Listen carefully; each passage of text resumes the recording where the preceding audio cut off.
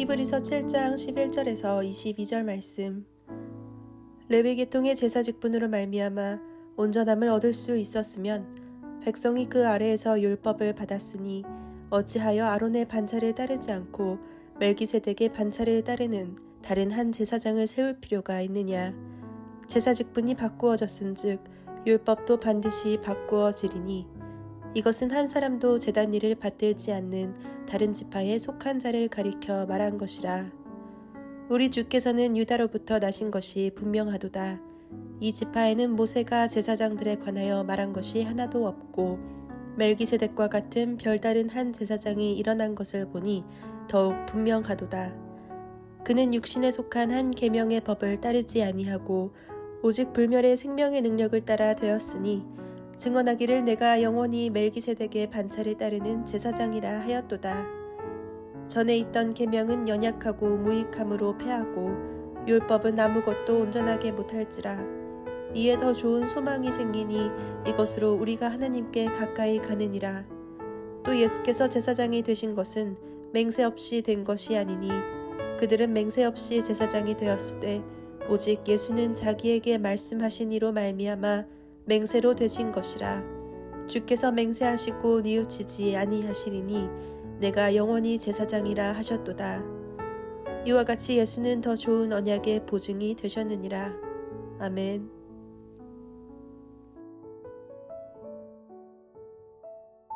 함께 기도하겠습니다. 하나님, 우리에게 대제사장 되시는 예수를 허락하시고 그 예수를 통하여 우리 삶 가운데 온전한 구원과 온전한 믿음 허락하여 주심에 감사합니다. 하나님, 오늘도 철저히 우리 예수님을 따라 나아가며 그 예수님과 동행함의 은혜가 우리 가운데 고백될 수 있는 하루 될 수 있도록 동행하여 주옵소서. 이 모든 말씀 예수 그리스도의 이름으로 기도하였습니다. 아멘. 할렐루야. 다시 살 수 없는 우리에게 영원한 생명을 주시기 위해 이 땅에 우리 예수 그리스도를 허락하여 주신 우리 하나님의 이름을 높이 찬양합니다. 오늘 우리가 함께 나눌 말씀의 제목은 멜기세덱의 반차를 따른 예수라고 하는 말씀의 제목입니다. 우리가 히브리서 말씀을 계속해서 묵상해 오고 있습니다. 그런데 히브리서는 처음부터 단 하나의 목적을 가지고 기록되고 있습니다. 과거 유대인이었다가 믿음의 사람이 되었지만 그 믿음이 흔들리고 있는 히브리인들에게, 또한 믿음이 흔들리고 있는 오늘날의 믿음의 사람들에게 오직 예수 그리스도만이 우리의 유일한 소망 되시는 분이라는 것을 증거하기 위함입니다. 그러면서 7장부터는 예수 그리스도께서 왜 우리의 소망이 되시는 대제사장인가에 대해서 말씀이 시작됩니다. 사실 신약 성경에서 예수님께서 왜 우리의 대제사장이시며 또 무엇 때문에 멜기세덱의 반차를 따른 대제사장인가, 그것을 설명하는 곳은 그리 많지 않습니다. 그런데 어제와 오늘 본문이 되는 히브리서 7장은 다른 어떤 말씀보다도 왜 우리가 예수님께만 소망을 두어야 하는 예수님이 대제사장인지를 하나하나 설명해 주고 있습니다. 그래서 오늘 말씀은 어제 말씀까지 포함해서 함께 좀 묵상해 보려고 합니다. 오늘 말씀을 통해서 우리의 대제사장 되시는 예수 그리스도를 통해서 그 예수 그리스도를 통해서만 우리에게 주시는 그 은혜가 우리의 삶에 온전히 고백되어 가시는 삶이 되어 가시기를 주의 이름으로 축복합니다. 멜기세덱의 반차를 따른 대제사장 예수, 먼저 오늘 본문 중에요, 어제 말씀 3절 말씀을 좀 함께 읽어보겠습니다. 어제 말씀 3절입니다. 아버지도 없고 어머니도 없고 족보도 없고 시작한 날도 없고 생명의 끝도 없어 하나님의 아들과 닮아서 항상 제사장으로 있느니라. 아멘. 7장이 시작되면서 멜기세덱에 대한 말씀이 시작되는데요, 방금 읽었던 3절 말씀에서는 멜기세덱에 대해서 설명하기를 하나님의 아들과 닮아서 항상 제사장으로 있는 자다라고 설명하고 있습니다. 이렇게 7장이 시작되면서요, 멜기세덱에 대해서 등장시키는 이유를 딱 한 가지로 설명을 하는데 바로 대제사장이신 예수 그리스도를 멜기세덱을 통해서 설명하기 위함이다라고 우리에게 보여주고 있는 거지요. 이스라엘 역사에는요, 아론의 반차를 따른 대제사장과 멜기세덱의 반차를 따른 대제사장이 있었습니다. 여기서 반차라고 하는 단어의 뜻은 순서 혹은 계보라는 뜻. 그러니까 아론의 계보를 따르는 제사장과 멜기세덱의 계보를 따르는 제사장이 있었다, 바로 이렇게 해석이 될 수 있는 것이요. 그런데 아론의 반차를 따르는 대제사장들에게는 한계가 있었는데, 그들의 모습으로는 예수 그리스도를 백성들에게 완전히 설명하고 풀어낼 수가 없었던 것입니다. 그래서 아론의 제사장들로는 설명할 수 없는 대제사장이신 예수 그리스도를 더 온전하고도 분명하게 설명하고 증거해낼 존재가 필요했는데, 바로 그 존재가 멜기세덱이었던 겁니다. 그러니까 우리가 멜기세덱의 모습을 잘 살펴보면 예수님께서 어떤 대제사장으로 우리에게, 나에게 오셨는지를 분명하고도 명확하게 볼 수 있게 되는 겁니다. 멜기세덱이라는 인물은 참 베일에 쌓인 신비한 인물 같습니다. 멜기세덱은 창세기 14장과 시편 110편 4절에서 그는 영원한 대제사장이다 라고 하면서 딱 2번 등장합니다. 그런데 오늘 7장에서는 그가 어떤 인물인지를 설명하는데 1절부터 말씀을 보시면 먼저 아론의 반차를 따른 제사장들과 다르게 그는 하나님의 제사장이라고 말하고 아브라함을 만나 복을 빈 자다라고 설명하고 있습니다. 아브라함을 만나서 복을 빈 자라, 이 말이 왜 중요하게 이 사람을 설명하는 말이 될까요? 이스라엘 백성들에게요, 대제사장 개념은 시내산 율법이 세워진 이후에, 시내산 율법 이후에 생긴 개념들입니다. 그런데 그 율법이 세워지기 한참 전인 아브라함을 만난 제사장이라고 한다면, 이 제사장으로서의 존재의 근원은 아론의 반차를 따른 대제사장들이 아닌 멜기세덱이 되는 거죠. 뿐만 아니라 한번 2절 말씀 한번 보세요. 2절 말씀을 보시면 멜기세덱이라고 하는 이름을 해석하면서 그는 의의 왕, 살렘 왕이니 곧 평강의 왕이다 라고 말하고 있습니다. 그러니까요, 멜기세덱이란 이름의 뜻이 왕, 그 왕을 포함하고 있는 것이요. 아론의 반차를 따르는 제사장들은요, 그냥 제사장일 뿐이었지 왕은 아니었습니다. 그런데 멜기세덱은요, 제사장일 뿐만 아니라 동시에 왕이었다고 합니다. 그리고 그 왕은 그냥 왕이 아니라 의의 왕이며 평강의 왕이라고 말합니다. 다들 아시겠지만 왕 중에서도요, 완전한 의의 왕 그리고 완전한 평강의 왕은 절대 있을 수 없습니다. 다들 힘과 권력으로 통치하면서 자신들을 위해서 통치해 나갈 뿐 백성들에게 평강을 나누고 평강을 위해서 통치하는 왕은 없습니다. 그런데 멜기세덱은 의로 통치하며 또한 평강을 가져다 주는 왕으로서 동시에 대제사장인 예수님의 모습을 그대로 보여주고 있는 거지요.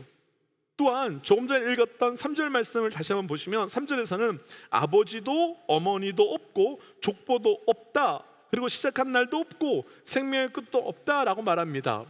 좀 표현이 복잡하지요. 좀 표현이 복잡합니다. 그런데 간단하게 표현해 보면요, 시작도 끝도 없는 바로 존재가 멜기세덱. 그러니까 이 뜻은 뭐냐면요, 시작도 끝도 없는, 그러니까 영원한 존재가 바로 멜기세덱이다 라고 말하는 거예요.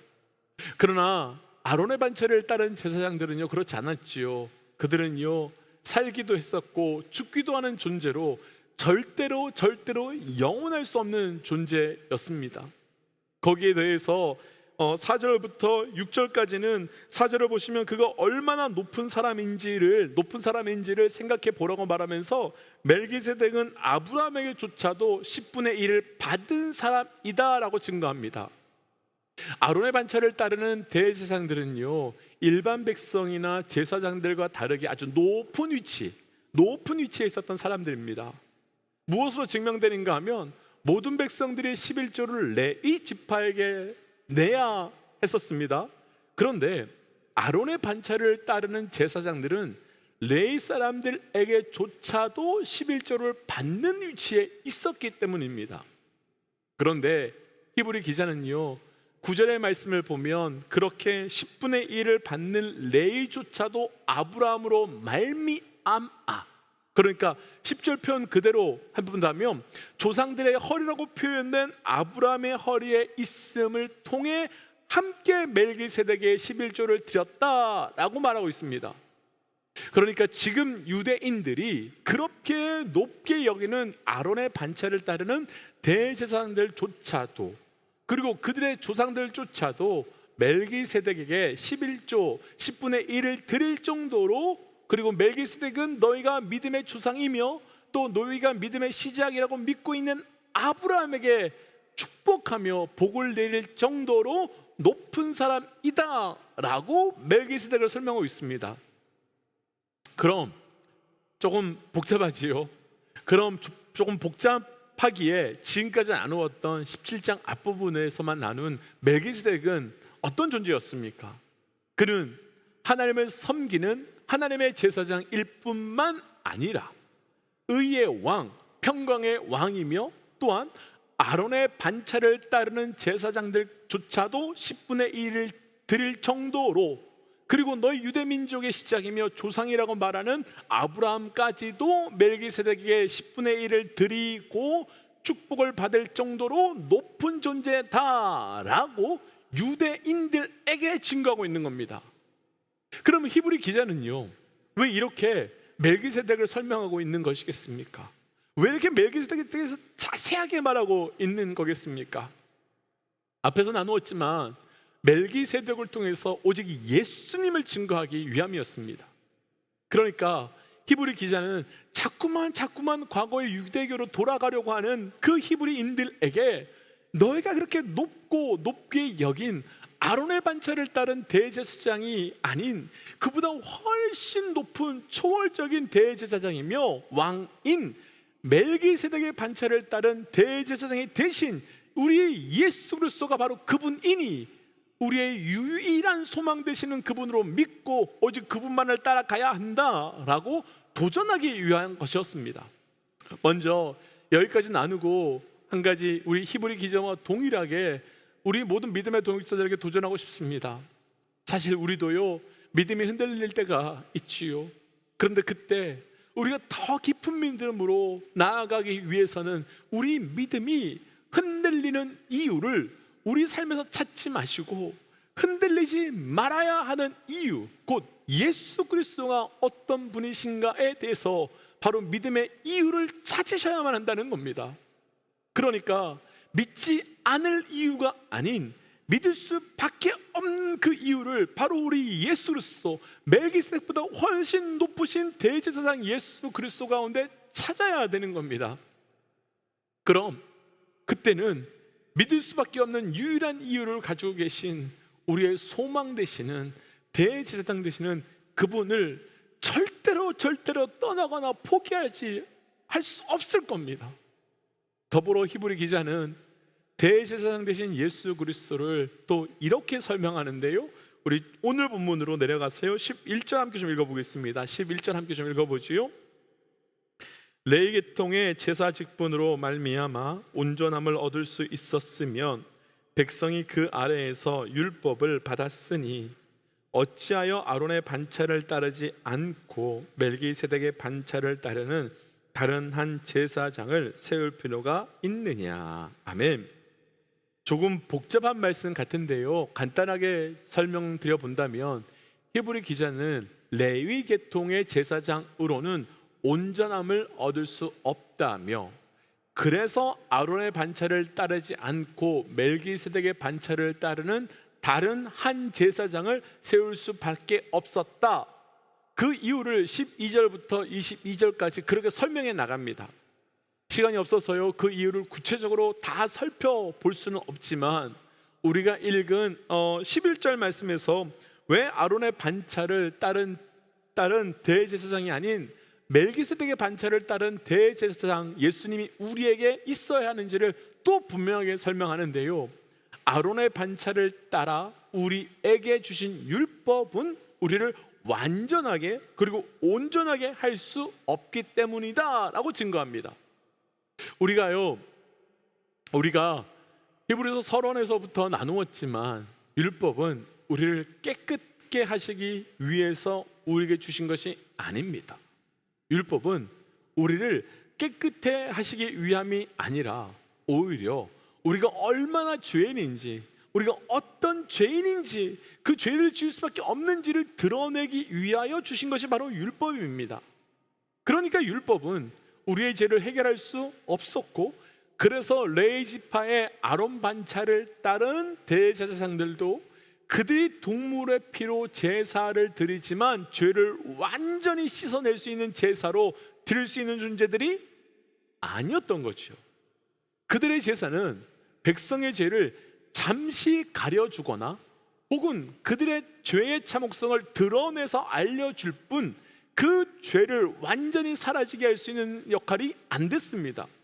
그렇기 때문에 11절 말씀 그대로 다른 한 제사장, 곧 우리의 죄를 완전하게 씻어주고 해결할 수 있는 아론의 반차를 따르지 않는 대제사장이 우리에게 필요했던 것이지요.